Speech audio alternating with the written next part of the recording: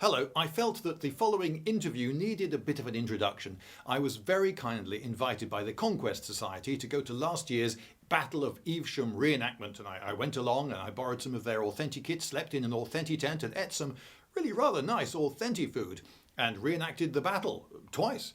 And all seemed well. I took loads of footage with my camera. I shot several interviews, I did a piece to camera about tents, I remember, and various other stuff. And it was all going to be great.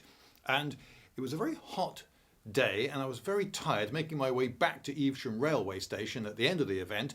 And when I got there, the announcement was that the train that I was to take was 17 minutes delayed. Never mind, I thought, it's a warm, pleasant day, I'll just sit here on this bench and wait.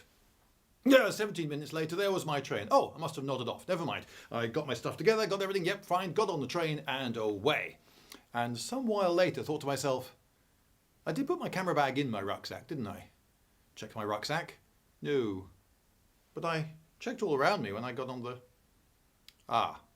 Yeah, it seems that in those 17 minutes during which I nodded off, someone took the opportunity to half-inch my camera bag and all that was in it, including, rather crucially, all the footage I'd shot.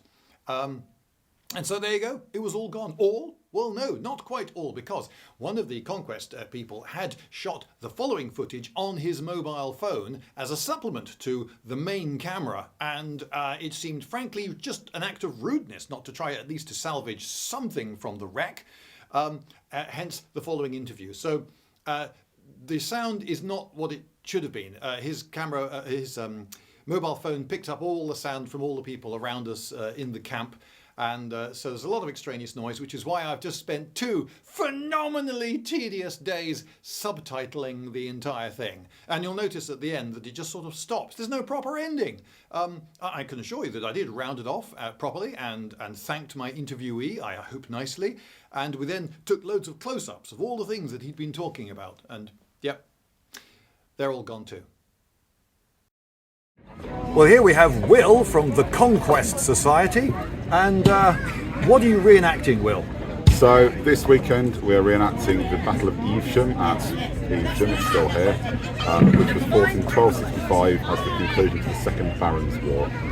So the First Barons' War is Bad King John and the Sheriff of Nottingham and all that good stuff. Yep. But it hasn't really been resolved after 50 years of not working out properly. It hasn't been resolved. It simmers over into just over a year-long armed revolt led by Simon de Montfort, who was the Earl of Leicester. I see. And would you call this transitional period kit? The male armour like this and like you're wearing has been around for many centuries by this point. And at this point in time, the metallurgy isn't quite up for making big plates like you see in shiny plate armour later on, but you can make little plates. And so you start having people dressed in, the mail becomes more affordable, more people are wearing it, the weapons evolve to deal with that, and also the armour evolves to deal with the weapons, back and forth between, depending on which part of Europe you're in, about 1240 at the earliest. Through to 1330s, where the transition sort of ends for the cutting edge, right, and goes into after that is plate armour. Okay, so one part of the transition is that some people are still using kite shields, big long things like this, that we're familiar from the Bayeux Tapestry, and other people have gone over to heaters. Yeah, so gradually the shields are, as what people wear more armour, particularly on their legs, like I am, is the need for a long shield to cover your entire front becomes less prominent. Of course, so you don't cover your legs, you're covered in metal, so you can have a shorter shield. So you've got chausses, I believe that they're called. So yes, so heavy mail stockings. Chausse is the old French for stocking. So these are all the way down to my toes, and they're tied onto one of many belts under here. Right. And then they laced up at the back to keep them tight. That's over a leather hose and a woolen hose, which is fairly standard sort of underclothing for that, because you don't have any bare skin. And what do these do for your running speed? These don't particularly slow me down, if I'm honest. Remember that the knights of old would be training since they were children. And it would be tailored even better than I've had a crack at these to fit them like a second skin. And you see there's a strap there, there's another one underneath this next piece, under the knee, where so they're all the lacing at the back and the strap to the knee and the ankle. It's spreading the weight out. So each of these legs, each of the male stockings weighs about a stone each. Yikes. And you've got cloth padding over the male with So similar to metal the knee-cuffs. cloth padded gambeson, which is very standard for a while at this point, but extra external padded armour. So I've got these, they're called cuisse. So they tie onto a different belt, it's a lot of belts, over my thighs and knees with a small steel knee cop here. So like I said, you can't make big plates yet that aren't incredibly heavy or brittle, but you can make little ones. So and your knee is very important for your mobility. You lose your mobility, you die.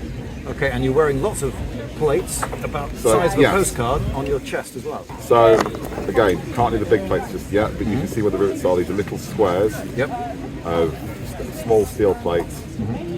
Historically probably would have been more close to wrought iron, and they are riveted to, in this case, wool, but you can also have leather in some instances. There's a heavy poncho thing. There's plates in the back, goes on my head and wraps around, and that's over a full shirt of mail as the start of something more. Yes. The most important part is your torso, as well as your head, I guess. So this is not brigandine, but it is an ancestor of brigandine. So the transition in the next century is, it's the same idea. It's just the scales get smaller, more of them, and the metallurgy improves as well. So it's a bit, there's not a hard and fast, this is a pair of plates, this is brigandine. There's sort of a woolly transition from one to the other. Right, but with a brigandine you wouldn't necessarily feel the need for a full layer of mail underneath. You would not wear a hauberk amount of mail under a brigandine because you're just wasting your time. Yeah. Because the brigandine usually would cover, this covers down to my belly, but it's got quite a big hole at the top and the bottom, so the brigandine's a little bit more form-fitting and bigger. Right. So the mail becomes less, you wouldn't need to wear it under the plates. I've got a kettle hat, which is this broad-brimmed thing, which I've been wearing with a donut in it for comfort and better fit, and that's a very common helmet in this period, and so extremely good for arrows falling downwards. This is one of several styles depicted in, it's called the Michalski Bible, or Morgan in English. It's an illustrated Old Testament Bible.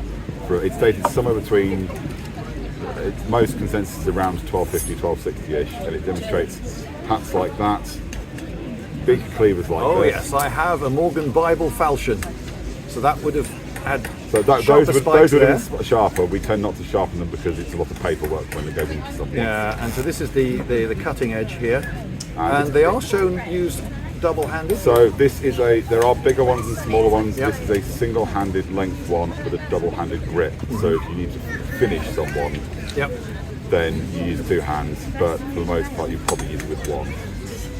You can see a lot of the single-handed ones have, it looks like an umbrella handle. Yes. But both are equally applicable. And what do you have on your shoulders here? So these are, the pronunciation varies, it's Ailettes, A-I-L-E-T-T-E-S, is that some people claim it's the predecessor to things like the spalder for shoulder defence. Almost none, to my knowledge, have survived as archaeological examples because they were made, from what we do know, probably of wood or canvas or parchment or leather painted. My ones I've made out of a piece of pine wrapped in canvas and then painted, which is as likely, as far as we can tell, to anyone else's interpretation. As to whether or not they are protective is debated. As to whether or not they were in England by 1265 is not concrete. 1280 more likely. But they offer no particular, I can't imagine offering much more protection than what I was wearing otherwise, because it's a piece of parchment or wood. Well, some of them are pictured as a fair bit larger than that. Some of them are quite large in historical artwork. Mainly what they appear to be for is the early development of heraldry from very, very basic things into it's starting to become a little bit more formalised and elaborate by the mid to late 13th century. And then in the 14th century it just goes bananas. But yeah, so these show me as, same as on here, as 3 chevrons on gold is the de Clare family, who are the Earls of Hereford and Gloucester. They're one of the wealthiest families in Britain at this point. The 3 pointed blue label on top indicates I am Thomas de Clare, who is the second brother. The eldest is Gilbert de Clare, who in the Second Barons' War, he's a rebel to start with. He joins de Montfort, and then de Montfort, he falls out with de Montfort because he has lots of lands in Hereford and Gloucestershire near Wales. De Montfort uses a lot of Welsh troops and grants them bounties. And bounties upset Gilbert because it is his expense. And a few other sort of slights and centralisation of power and so forth. He decides to jump ship. Thomas de Clare is the childhood best friend of Prince Edward Longshanks. So they grew up together, of course. Nobles you don't grow up in your own house. You grow up at a friend's house. Right. So very close to the prince. They go off together in 1271. They go off on the Ninth Crusade together. So what kind of swords are people using in this period? So this is one of my swords. There's a chap called Ewart Oakeshott who in the 1980s he has a famous typology. Famous typology of different pommel styles, blade styles, crossguard styles. But the blade on this type is referred to as an Oakeshott Type 14. So it's very wide at the base, and it tapers more so than most swords of the previous centuries to a relatively sharp point, and it has this top third has this diamond back ridge. Right. So the idea is you're moving the weight of the sword towards, instead of being relatively blade heavy to chop things in previous centuries, you can't chop through. This will take a while, but there's still plenty of people who are squishy to chop to, so you need a bit of both. By all means. Okay. So it's a single-handed sword. This one. Yeah, I can feel it's not great for chopping. It's okay for chopping, and it's better at dealing with thrusting. Yeah. The Type 15 looks a bit like this, but it's the ridge the entire length. So it's made again through into the 14th century. More and more plates, and then big plates appear. The cut becomes less and less important, and the thrust becomes more. And you get to sort of half swording and all that stuff later on.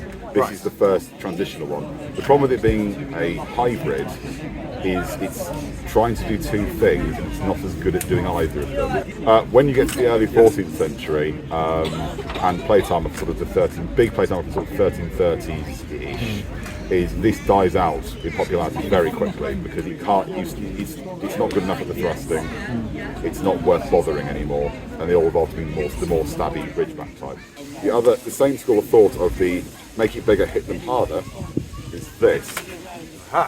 So it's adapted very slightly so that we don't genuinely kill each other. So this is a Ewart Oakeshott Type 13, which is where the blade is quite wide and it stays nearly parallel its entire length and then squares off the tip. This is fairly rubbish at thrusting. That's pretty choppy. It can still, if you try hard enough, it'll still work, but you can imagine from the blade form, it's much blade heavier. Yeah. And now I could do a lot more chopping damage with that. But one fun thing I find odd about it is the length of the grip. So because this is like a bastard sword. So this particular one is one of those. Of course, you try and fit everything into boxes, like Oakeshott and everyone else tries to do. It doesn't necessarily work for all of them. Nope. This sword is loosely based off one found in a house in Linz in Austria. Right. It was a medieval house that was in records known to have been built by about 1280, at least 1280, the earliest mention, and it was found in its scabbard behind a wall panel, still intact. So, as to the length of the grip, it might be a little bit longer than a historical example. A lot of hand and half, you would grip the pommel rather than the grip. Yes, it's almost longsword length. Part of that is the accommodation for our own safety. Doing this is not really knights with just dressing up. Is we wear safety gloves so we can go to work on Monday. So that part of that is accommodation, fit the glove. Yep. But longer grips and shorter grips do exist. There's a whole range of different blade and grip length depending on the sword. Okay. But that's the same school as the cleaver, just more expensive.